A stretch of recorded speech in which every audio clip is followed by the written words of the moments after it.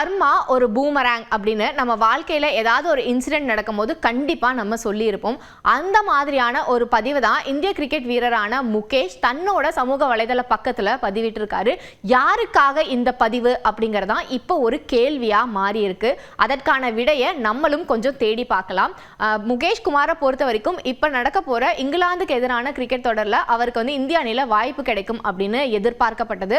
குறிப்பாக அவர் India A அணிக்காக விளையாடும் போது ரொம்ப நல்லாவே பெர்ஃபார்ம் பண்ணியிருந்தாரு. ஸோ இந்தியா ஏ அணியிலேருந்து யாரையாவது இந்தியாவோட ஸ்குவாடுக்குள்ளே கொண்டு வரும்போது அதில் முகேஷ் குமாருக்கான வாய்ப்பு அப்படிங்கிறது கொஞ்சம் பிரகாசமாக இருக்கும் அப்படின்னு எதிர்பார்க்கப்பட்டது. ஆனால் யாருமே எதிர்பார்க்காத வகையில் ஹர்ஷித் ராணா அந்த கூடுதல் வீரராக இந்திய அணியில் சேர்க்கப்பட்டார்.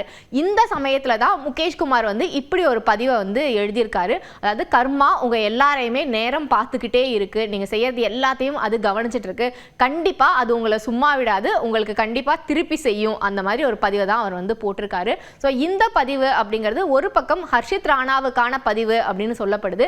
இன்னொரு பக்கம் பார்த்தோம் அப்படின்னா அவரை டீமுக்குள்ளே கொண்டு வரதுக்கு மிக முக்கிய காரணமாக இருக்கிறது தலைமை பயிற்சியாளரான கௌதம் கம்பீர் தான். ஏன்னா கம்பீருக்கு ஆரம்பத்தில் இருந்தே ஹர்ஷித் ராணா மேலே ஒரு நல்ல அபிப்பிராயம் இருக்குது. ஏன்னா கொல்கத்தா நைட் ரைடர்ஸ் அணிக்காக ஐபிஎல்ல அவர் விளையாடும் போது இருந்தே அந்த சமயத்தில் அவர் தான் அவங்களோட மென்டாராக இருந்தார்.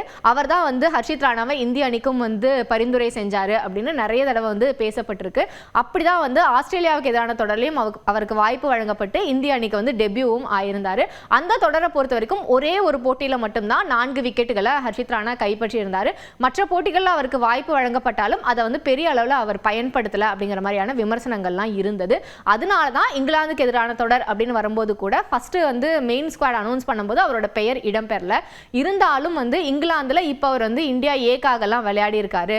அதனால இவர் கொஞ்சம் அங்கே பயிற்சியெல்லாம் இருக்கு, அதனால நல்லா பெர்ஃபார்ம் பண்ணுவார். அந்த மாதிரிலாம் தன்னோட இன்ஃப்ளூயன்ஸை யூஸ் பண்ணி கௌதம் கம்பீர் ஹர்ஷித் ராணாவை உள்ளே கொண்டு வந்திருக்காரு அப்படின்னு பரவலாக பேசப்பட்டுட்டு வருது. ஸோ அதன் அடிப்படையில் தான் கௌதம் கம்பீருக்கான பதிவாக தான் இந்த கர்மா அப்படிங்கிறத முகேஷ் குமார் குறிப்பிட்டிருக்காரு அப்படின்னு சொல்லப்படுது.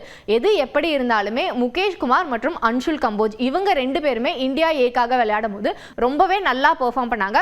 குறிப்பாக முகேஷ் குமாரை விட அன்ஷுல் கம்போஜ் கண்டிப்பாக இங்கிலாந்துக்கு எதிரான தொடருக்கு இடம் பெறுவார் அப்படின்னு எதிர்பார்க்கப்பட்டது. ஆனால் இவங்க யாருக்குமே இடம் கொடுக்காம ஹர்ஷித் ராணாவை எதுக்காக கொண்டு வந்தாங்க அப்படிங்கிற ஒரு கேள்வி தொடர்ச்சியாக இன்னும் எழுப்பப்பட்டு வந்துட்டே தான் இருக்கு. அதற்கு விடை அப்படிங்கிறது இந்த டெஸ்ட் தொடர் முடியறதுக்குள்ள நமக்கு கிடைக்கும் அப்படின்னு எதிர்பார்க்கலாம்.